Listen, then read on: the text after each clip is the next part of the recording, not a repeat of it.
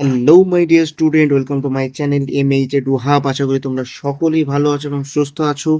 আজকে এই ভিডিওতে তোমরা যারা বর্তমানে ষষ্ঠ শ্রেণী অর্থাৎ ক্লাস 6-এ পাঠরত, তোমাদের জন্য অত্যন্ত গুরুত্বপূর্ণ হতে চলেছে, কারণ আজকের এই ভিডিওতে আমি তোমাদের আসন্ন দ্বিতীয় পর্যায়ক্রমিক মূল্যায়ন 2026-এর দিকে লক্ষ্য রেখে বাংলা বিষয় থেকে মডেল প্রশ্নপত্র আলোচনা করব।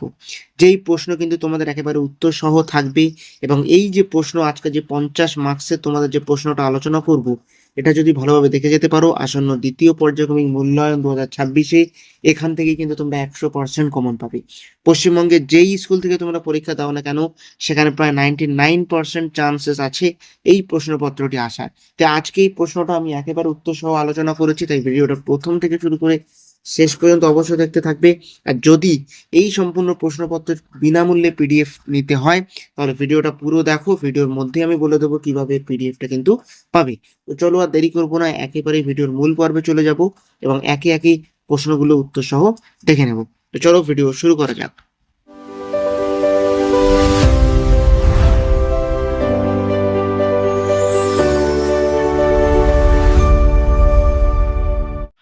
তো দেখতেই পাচ্ছ, দ্বিতীয় পর্যায়ক্রমিক মূল্যায়ন 2026 শ্রেণী ষষ্ঠ, বিষয় বাংলা।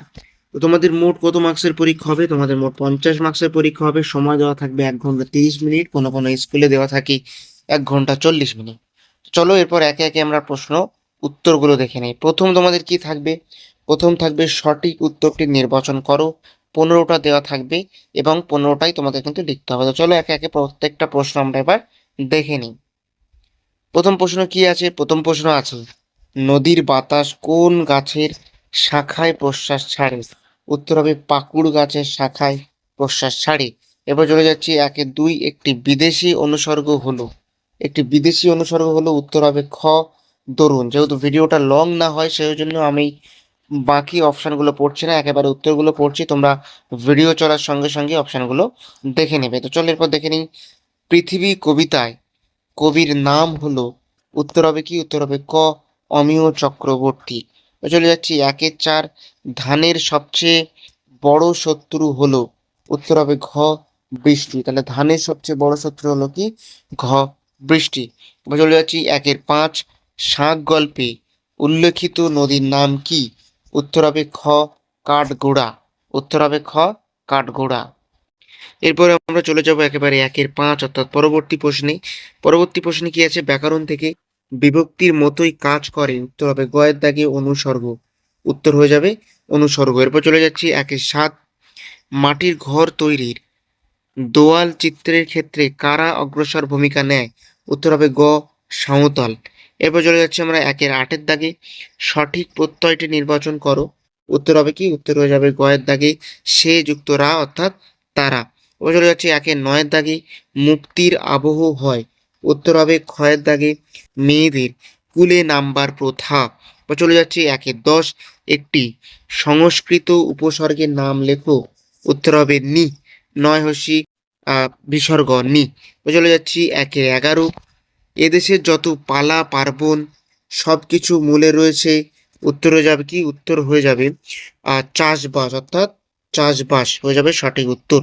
এবার চলে যাচ্ছি 1-12।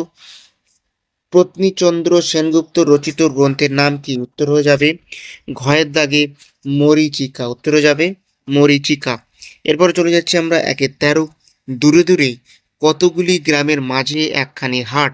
উত্তর হয়ে যাবে কয়ের দাগে 10-12টি। এবার চলে যাচ্ছি 1-14। কর্ম সম্পাদনের অপর একটি পরিচিত নাম কি? উত্তর হয়ে যাবে ঘয়ের দাগে অনুসর্গ। এবার চলে যাচ্ছি 1-15। বনটা কি দিয়ে চাষা ছিল? উত্তর হবে ঘ কাঠি দিয়ে। তাহলে বনটা কি দিয়ে চাষা ছিল? উত্তর হবে কাঠি দিয়ে। তো এই পর্যন্ত 15টা তোমাদের MCQ শেষ হলো। পরবর্তী চলে যাই 2-এর দাগে। 2-এর দাগে তোমাদের এক্ষেত্রে কি থাকবে? 2-এর দাগে তোমাদের এখানেও 15টি একটি বাক্যে উত্তর দাও অর্থাৎ SAQ কিন্তু থাকবে। তো চলো 2-1 করে প্রত্যেকটা প্রশ্ন আমরা এবার ধীরে ধীরে দেখে নিই। 2-এর আগে প্রশ্ন কি আছে? চিত্রজীবী নামক ছবির গল্পটিতে ছবিগুলো কে এঁকেছেন? উত্তর হবে মৃণালিনী সেনগুপ্ত। উত্তর হবে মৃণালিনী সেনগুপ্ত। চলে যাচ্ছি 2-2। কবি কি বলে পিঁপড়েদের সম্বোধন করেছেন? উত্তর হবে কবি পিঁপড়েদের এগিয়ে চল বলে সম্বোধন করেছেন। কবি পিঁপড়েদের এগিয়ে চল বলে সম্বোধন করেছেন। চলে যাচ্ছি 2-3, হাট কবিতায় বর্ণিত কার ডাকে রাত্রি নেমে আসে? উত্তর হবে একক কাকের ডাকে কিন্তু রাত্রি নেমে আসে। চলে যাচ্ছি 2-4, কোন সাহিত্যিক গোপালচন্দ্র সেনগুপ্তের সঙ্গে ঘনিষ্ঠ সম্পর্ক ছিল?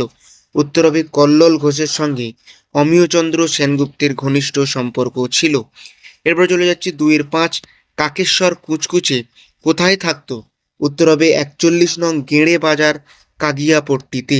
41 নং গেঁড়ে বাজার কাগিয়াপট্টিতে।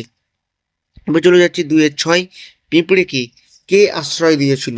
উত্তর হবে গাছের পাতার নিচে। গাছের পাতা অর্থাৎ গাছের পাতা তার নিচে আশ্রয় দিয়েছিল। এবার চলে যাচ্ছি 2-7, নদীর বাতাস কোন গাছের শাখায় প্রশ্বাস ছাড়ে? উত্তর হবে পাকুড় গাছের শাখায় প্রশ্বাস ছাড়ে। চলে যাচ্ছি 2-8 দাগে, এই গেল গেল নাড়ি ছিঁড়ি সব ফেটে গেল, উক্তিটি কার? উত্তর হবে উক্তিটি হরিবোলের। এবার চলে যাচ্ছি 2-9 দাগে, কৃষের প্রার্থনায় বুধবার ব্রত পালন করা হয়। উত্তর হবে পরিবারের সকল কল্যাণ কামনায় বুধবার ব্রত পালন করা হয়। পরে চলে যাচ্ছে আমরা 2-10 দাগে, লোকটি কলসি কুড়িয়ে পেয়ে গিয়ে জল করে কি পেয়ে ফেলেছিল? উত্তর হবে শাড়ি মাটি। চলে যাচ্ছে 2-11, এক পেরাবার পায়রা বলা হয়েছে কাকে? তোকে এক পেরাবার পায়রা বলা হয়েছিল গোপালকে। তো 2-11। এরপর চলে যাচ্ছি 2-12, ছোট বাঘ তার শিকারে যাওয়ার জন্য প্রথমে কি করতে গিয়েছিল? উত্তর হবে ছোট বাঘ প্রথমে ধরাশয়ী ধরতে গিয়েছিল, অর্থাৎ ধরাশয়ী হয়ে গিয়েছিল, কাঁকড়া ধরতে গিয়েছিল এবং কাঁকড়া ধরতে গিয়ে ধরাশয়ী আহ হয়ে গিয়েছিল। এবার চলে যাচ্ছে 2-13 দাগে, হরিবোলের গলায় বিছুটি কার নাম? এবার আমার হরিবোলের গলায় বিছুটি হলো একটি বিড়ালের নাম, এটা বিড়াল হয়ে গেছে, উত্তর হবে বিড়ালের নাম। চলে যাচ্ছি 2-14, কয়েকটি কোন নদীর তীরে অবস্থিত? ওড়িশায় আরেকটি নদীর নাম লেখো। উত্তর হবে কটক মহানদীর তীরে অবস্থিত ওড়িশায় আরেকটি নদী হলো সুবর্ণরেখা। এই কয়েকটি, এটা হবে কটক।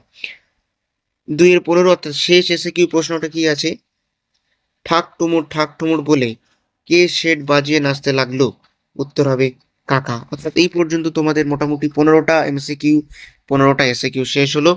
এরপরে আমরা 3-4টি বাক্যে যে উত্তর অর্থাৎ 2 মার্কসের যে উত্তর সেটা যাব। তবে তা যাওয়ার আগে তোমাদের কাছে একটা আবেদন, যারা আমাদের চ্যানেল নতুন দয়া করে চ্যানেলটিকে সাবস্ক্রাইব করে দিয়ে পাশে থাকা বেল আইকন অবশ্যই প্রেস করে দিও এরকমই ভিডিও প্রতিনিয়ত পাওয়ার জন্য।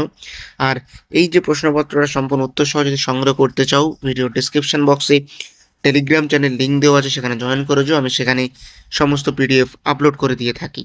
চলো এরপর আমরা মোটামুটি 2 নম্বরের প্রশ্নগুলো আর 3 নম্বরের প্রশ্ন উত্তর সহ দেখে নিই। প্রথম প্রশ্নটা কি আছে?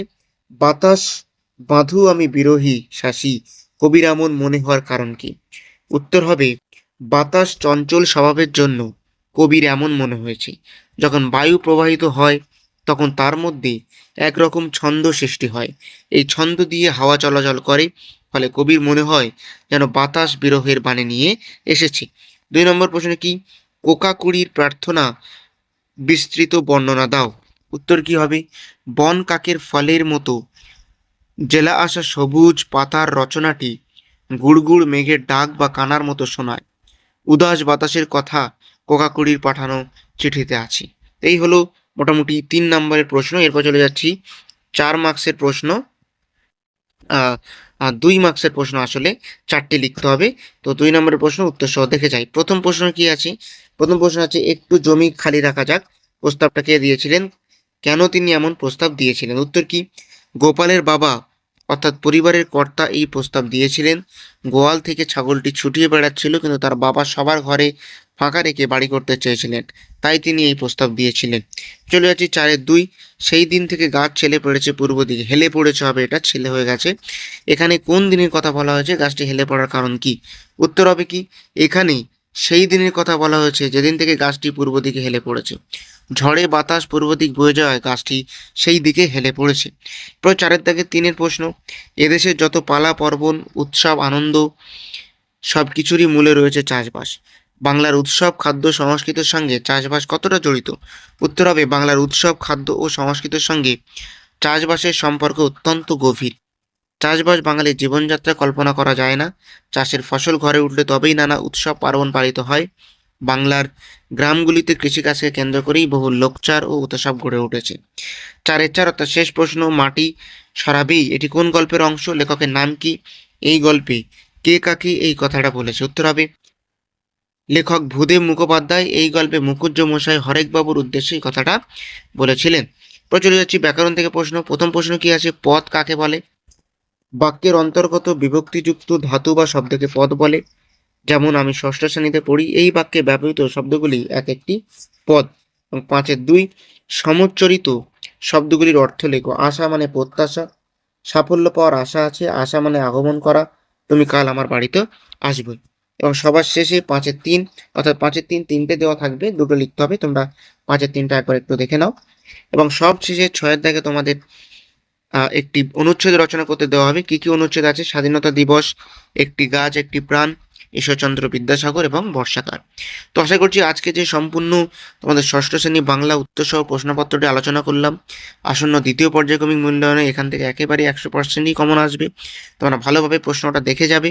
আর পিডিএফ প্রয়োজন হলে অবশ্যই টেলিগ্রাম চ্যানেলে জয়েন করে যাও। আর এরকমই ভিডিও প্রতিনিয়ত পাওয়ার জন্য আমার চ্যানেলকে এখনই সাবস্ক্রাইব করো, পাশে থাকা বেল আইকন অবশ্যই প্রেস করে দিও, যাতে এরকম ভিডিও আমি যদি আগে ছাড়ি সবার আগে তোমার কাছে তার নোটিফিকেশন চলে যাবে। তো আজকে ভিডিও পর্যন্ত, দেখা হচ্ছে পরবর্তী নতুন এবং গুরুত্বপূর্ণ কোনো ভিডিওতে।